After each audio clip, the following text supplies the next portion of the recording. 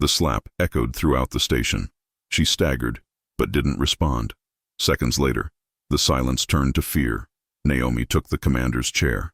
The frosted glass door creaks against its rusted hinge.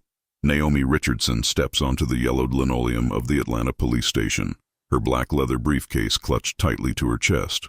The air smells of stale coffee and moldy paper. Fluorescent lights flicker irregularly, casting dancing shadows on the peeling walls. 3 white officers stop talking. The silence cuts like a blade. Sergeant Brian Keller doesn't even lift his feet from the scratched metal table. His uniform is poorly pressed. His badge is dull, and he has a smirk on his face. His eyes scan Naomi from head to toe. Immaculate navy suit, hair tied in a low bun, and an unsettlingly erect posture. "Are you lost, girl?" The question is decades old. It's not curiosity, it's marking territory. Chad Monroe, leaning against the water cooler, lets out a low laugh. Lisa Gordon, the only woman in the room, looks down at her paperwork, uncomfortable. Andre Lewis, a young black officer, watches in absolute silence. Where they laugh is where we bleed.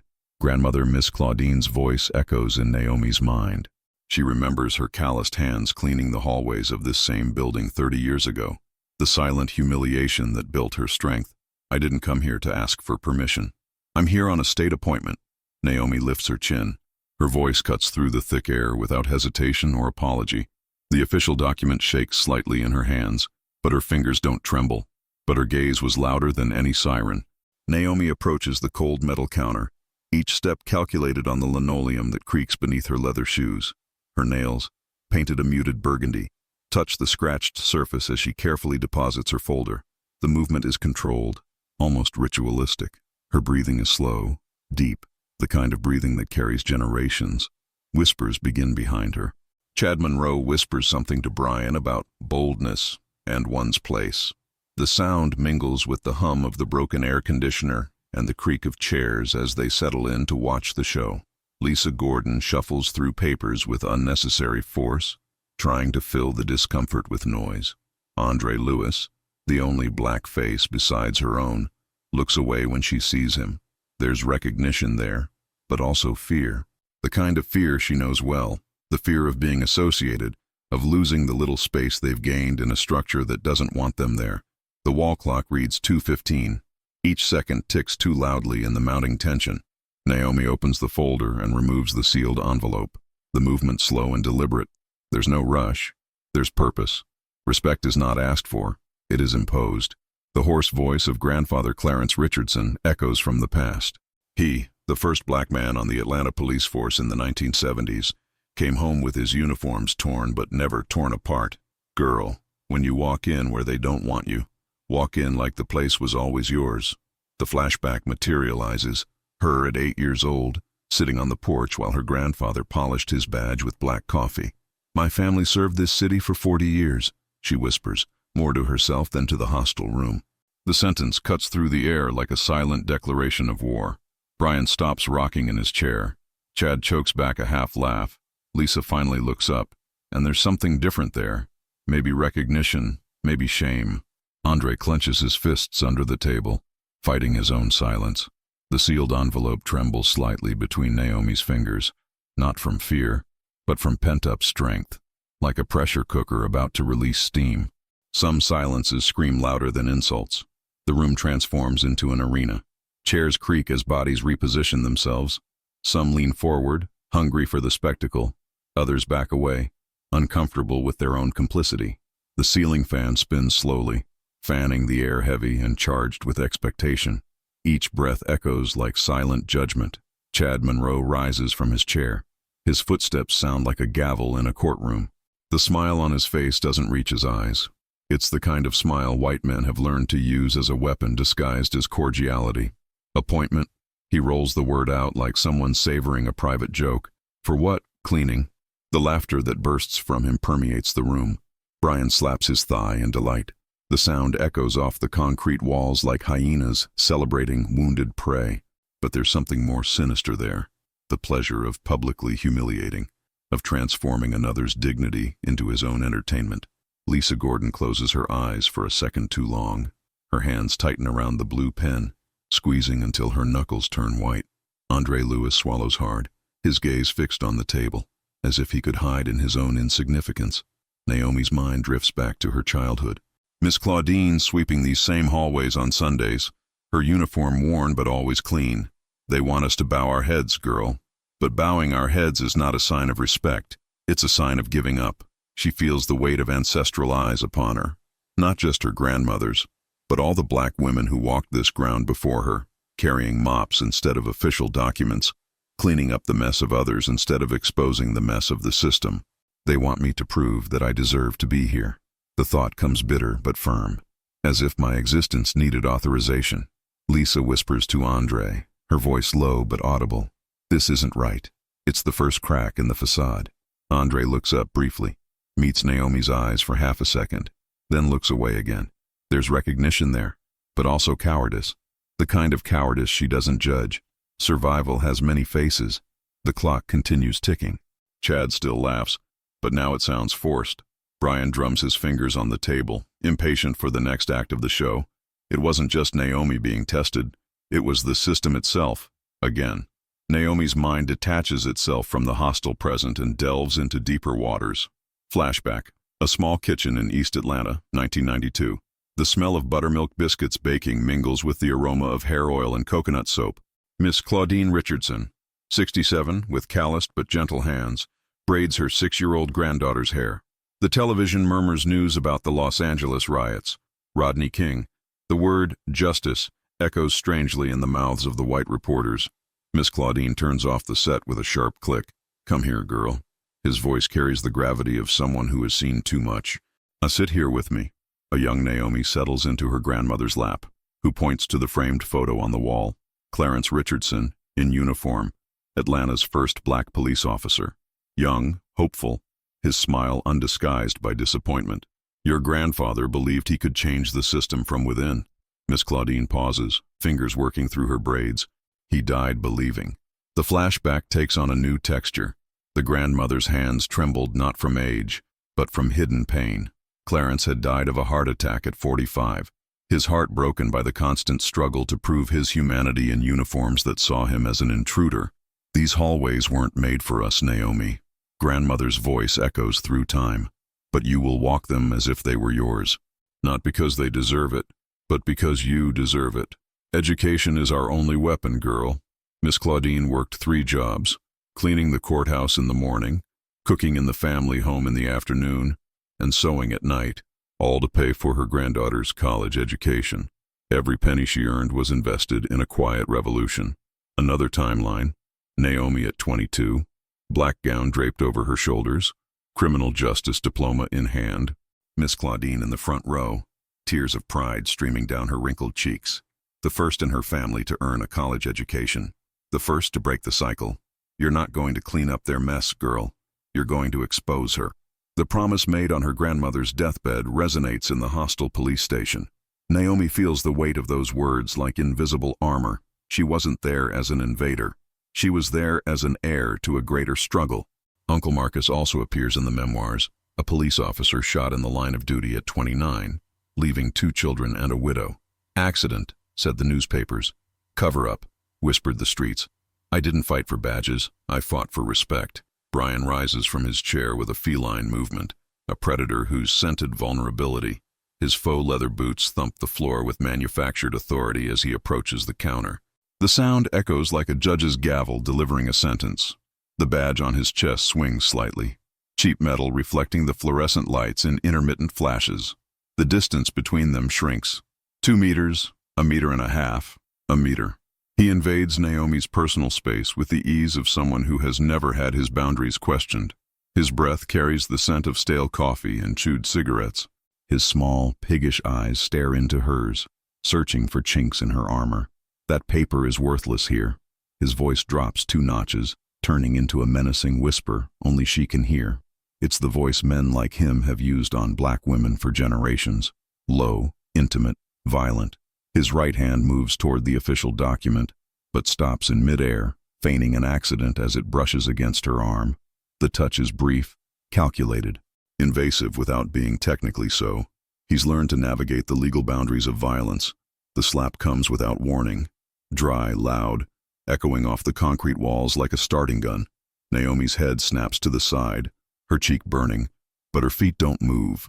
She staggers internally, but her body remains steady. Don't react. Don't give them what they want. Miss Claudine's voice comes through clearly, as if her grandmother were whispering in her ear. They hit because they're afraid, girl. Afraid of what you represent. An ancestral silence envelops her. Not the silence of submission, but the silence of strength that knows its own power. It's the same silence her great-grandmothers carried in the cotton fields. Her grandmother carried cleaning white houses. Her mother carried as the only black nurse in the hospital. Chad chokes on his own saliva, surprised by the sudden violence.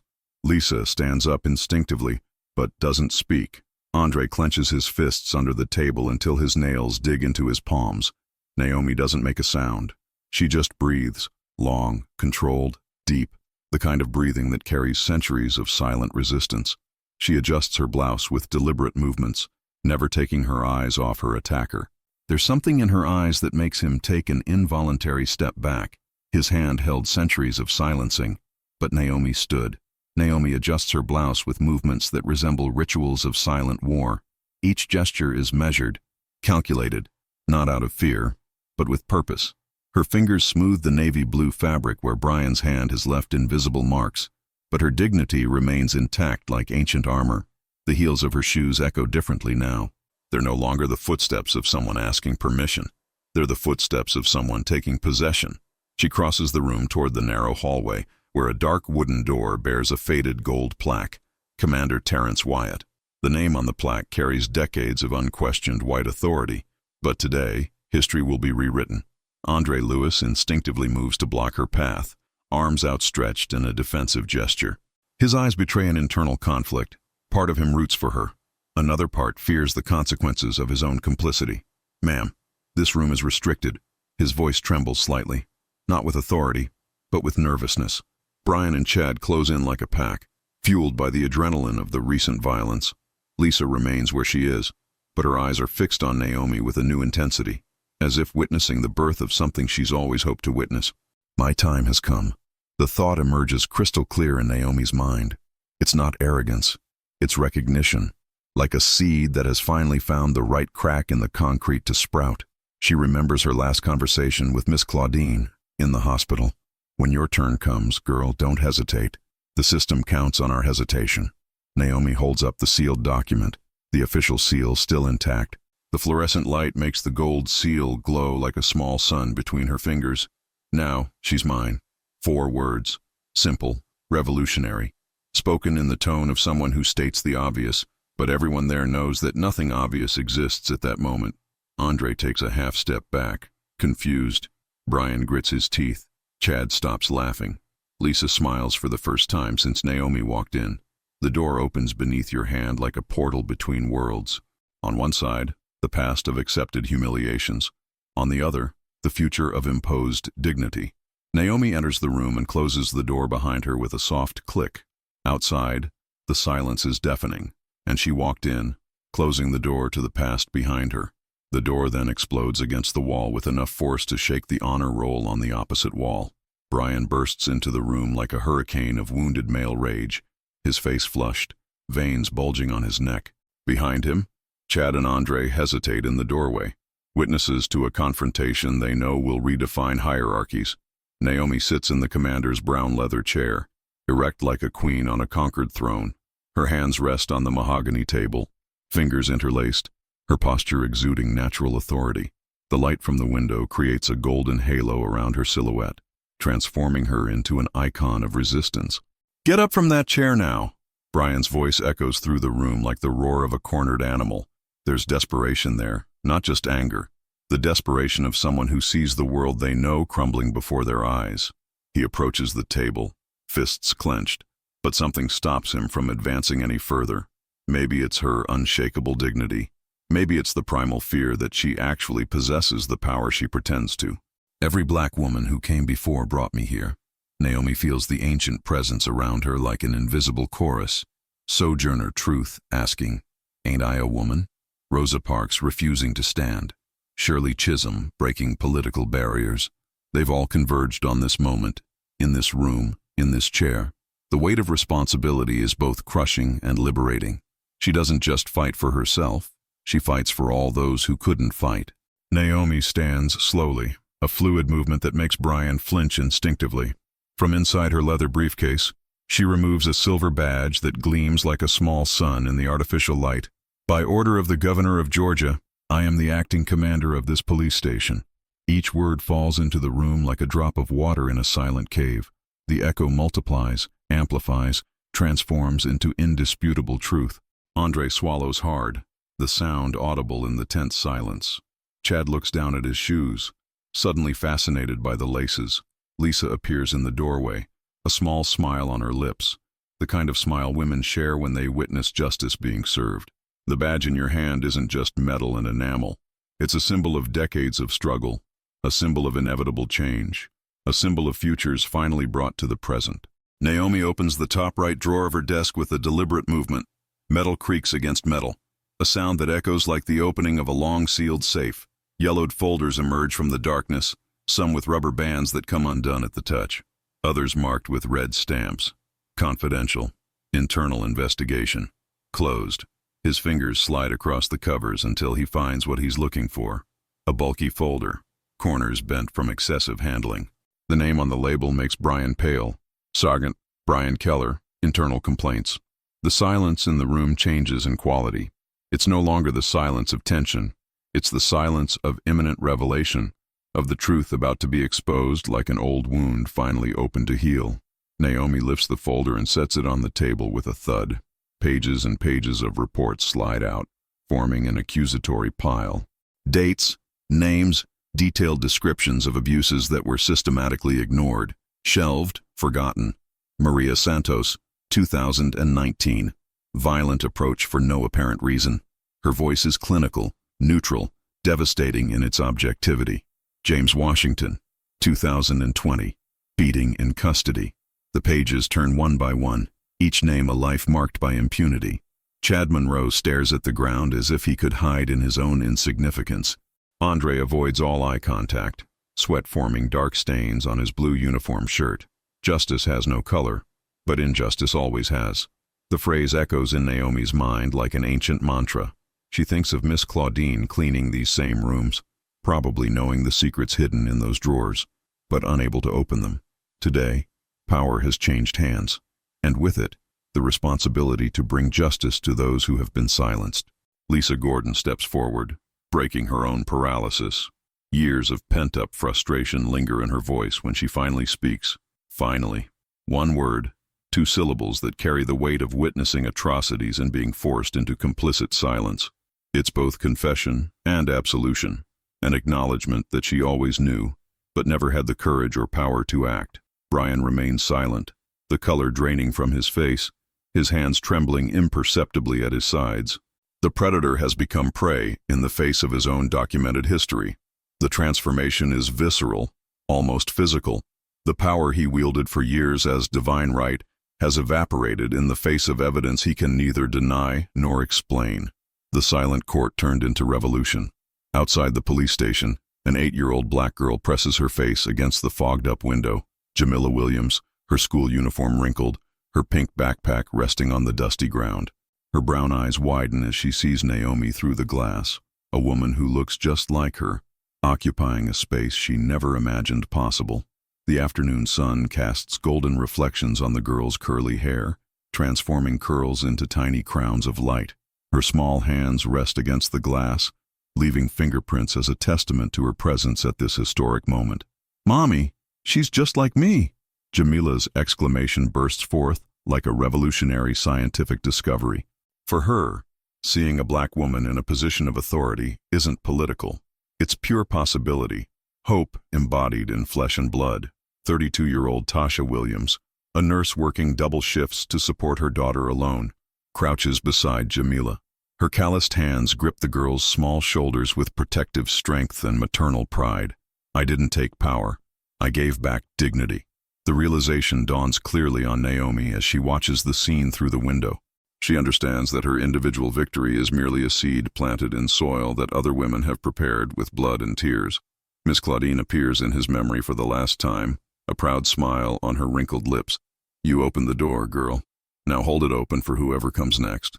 Tasha leans in to whisper in her daughter's ear, her voice thick with emotion and promise. She's you, soon. 4 words that redefine futures. 4 words that transform the impossible into the inevitable. Jamila smiles, revealing her still-growing front tooth, and waves to Naomi through the glass. Inside the police station, Lisa Gordon walks to the door that separated past from future. With a symbolic and definitive movement, she closes it, not to exclude, but to seal an era that has come to an end. Andre Lewis approaches Naomi, extending his hand in a respectful greeting that acknowledges the new order. Brian and Chad walk away in silence, bearing the weight of their own documented actions. Naomi walks out of the police station with her head held high, her silver badge shining on her chest like a medal of honor. Behind her, the doors remain open, literally and symbolically. Jamila runs home, pink backpack bouncing on her back, carrying within her small chest the certainty that her future has just expanded exponentially. This isn't just Naomi's story. It's the story of every black woman who has dared to occupy spaces not made for her. It's the story of every person who has decided that dignity is not negotiable. If you know someone who needs to hear this message, who deserves to be where they are, who doesn't need to apologize for existing, share this video. And if you are that person, remember, your presence is disturbing because it defies centuries of exclusion. Keep disturbing. Subscribe for more stories of resistance that need to be told, because as long as there's injustice, there will be someone like Naomi to stand up to it. And what was the moment that impacted you most in this story? Leave a comment. Let's build this conversation together. Until the next video,